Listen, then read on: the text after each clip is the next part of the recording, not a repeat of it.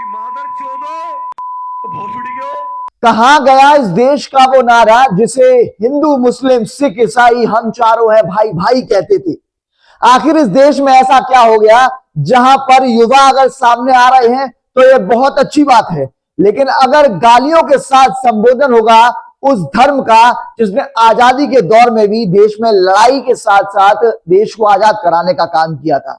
लेकिन इस देश में हुआ क्या है वो तस्वीरें मैं आपको दिखाऊंगा कि जहां पर एक 10 से 12 साल अमूमन का ये लड़का आपको तस्वीरों में दिखाई दे रहा होगा जिसने अपने हाथों में दक्ष चौधरी लिखवाया हुआ है और दक्ष चौधरी स्टेज पर खड़े होकर फौलादी सीने के साथ कहते हैं कि यानी आज समाज में तमाम दक्ष चौधरी और पैदा हो गए हैं, और फिर गाली देते हैं और फिर अपनी बात को आगे बढ़ाते हैं, अपने संबोधन को आगे बढ़ाते हुए बात कहते हैं।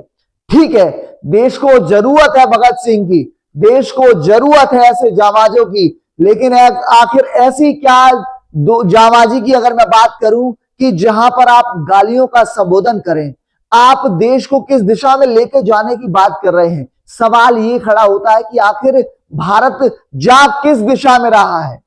क्या इस देश में सिर्फ और सिर्फ यही चलता रहेगा, सिर्फ और सिर्फ विवाद जातियों के नाम पर, धर्म के नाम पर चलता रहेगा। उसका जीता जाता उदाहरण जो है वो दक्ष चौधरी की वीडियो में हमने देखने को मिला, जहां पर दक्ष संबोधन करते हुए कह रहे हैं कि मुसलमान जो है वो इस देश में नहीं रहेंगे, उनको रहने का अधिकार नहीं है। अब्बा न जाने किस तरीके से ये शब्द जो शायद कैमरे पर अच्छे न लगे और मैं अपने मुंह से नहीं बोलना चाहता, आप इस वीडियो को सबसे पहले देखिए और आकलन करिए कि आखिर क्या ये सही है या गलत है। अगर हां तो कमेंट सेक्शन में जरूर बताएं। धन्यवाद।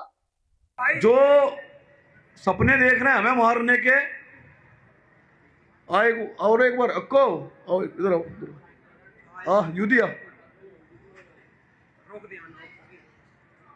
जो सपने देख रहे हैं, जो सारे खुद तो कुछ कर नहीं पा रहे, लेकिन जो बाहर इनके नाजायज अब्बा बैठे हुए हैं जैसे मोहम्मद तालिबान में, उनका सहारा लेके, तो मैंने एक चीज बोलना चाहता हूं कि ये ध्यान से सुने, जितने भी ये देश के अंदर के आतंकवादी भी और बाहर के भी।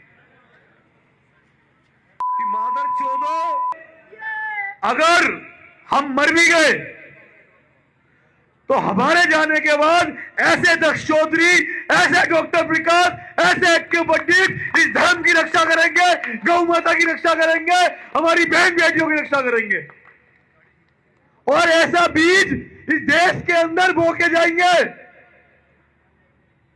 तुम हमें मार सकते हो लेकिन हमारी विचारधारा को तुम कभी नहीं मार पाओगे जो अब तक हम फैला चुके हैं। तो भोसड़ी के हो,